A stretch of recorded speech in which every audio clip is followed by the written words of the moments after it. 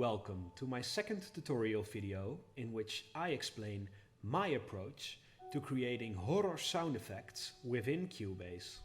The sound I'm going to make today and which I'm going to show you how to make step by step is this sound.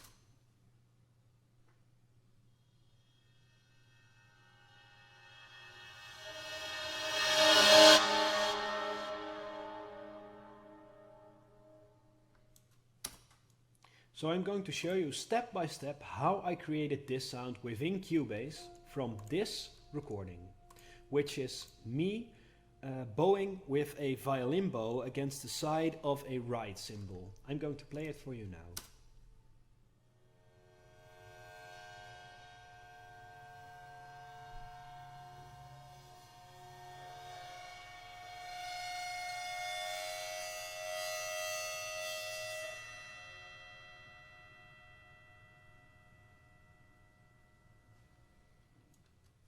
So I think some of you might be curious how I created this sound, so the sound that we're going to start with.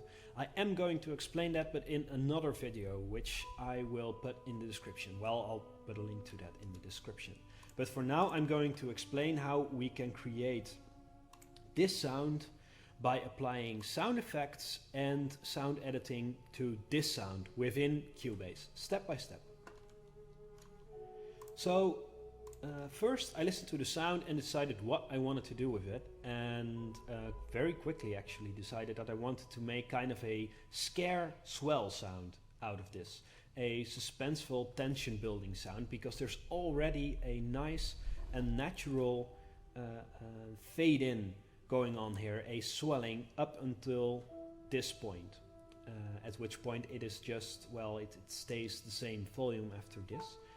So the first thing that I needed to do is cut this up, something like this, from the point where you can hear the music swelling or the sound effect swelling, right up until, well, somewhere like here where the sound is just at full volume.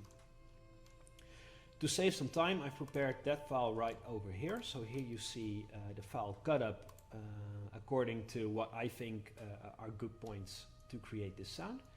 And I've added a bit of fade in within Cubase, as you can see here, to add to the swelling that is already naturally there, which gives us this sound.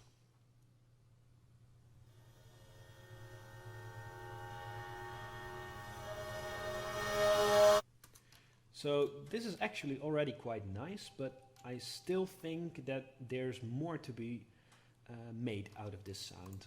A little bit more tension added, a little bit more of that otherworldly vibe going on there, which I would like to have in a lot of horror films if I'd use it for that, or of course in dark music. So what I did is I've copied the sound, a few tracks under each other. What you see here is the original sound and a few copies of that original sound that I've just played you right over here. And what I've done, I've used well, first I've panned them. So here you have two of those copies panned to the right and two of those copies panned to the left. And to create a bit of extra tension to this, I've decided to use a pitch shifter and pitch the sounds to various pitches. Here we have the original, here we have the sound pitched down a full octave.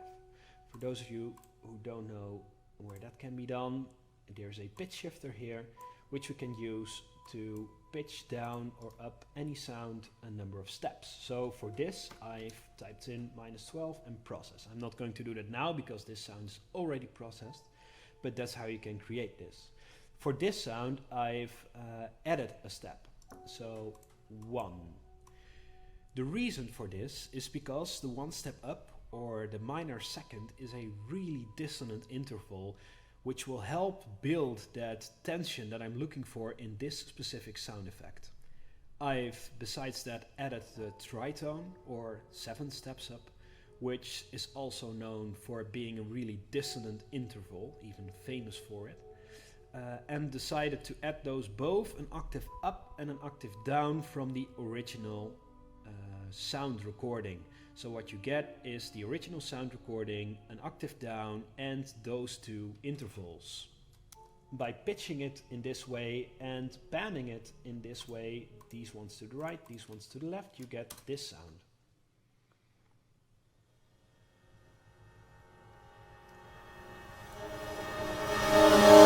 With the end result sounding a little bit louder because 5 tracks are being played instead of 1 at a time.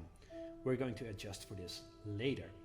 So what we end up with is the same kind of sound with a lot of added dissonance because of the different pitches of the same track playing at the same time on the right and the left.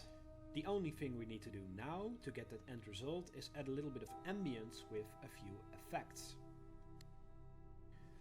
Here are the effects that I've applied to this end result I just played you, which are a tube distortion, which I actually use a lot with these settings. In this case, I haven't actually used the doubler, but I did want to mention it as I use it a lot in these kinds of sound effects, and it usually gives a really nice touch to atmospheric and otherworldly sounds. I did use an equalizer for this sound effect because I wanted to raise the sharpness of the sound and take away a little bit of the oomph, which is usually around here. So nothing too fancy, nothing too difficult, just a little bit to bring out what I liked in the sound. I've added a stereo delay and a church reverb, which I really like for these kinds of sounds. So here you have a church reverb from Reverence, which I really like by Cubase, mixed to 81. And a stereo delay, the settings of which you can see here. And adding this all together, applying it to this sound in this order, with an X noise effect, which I didn't mention because I use it so frequently I kind of forgot, but it's to remove the hiss from the recording. Applying all those effects to this sound we've just played gets you this sound.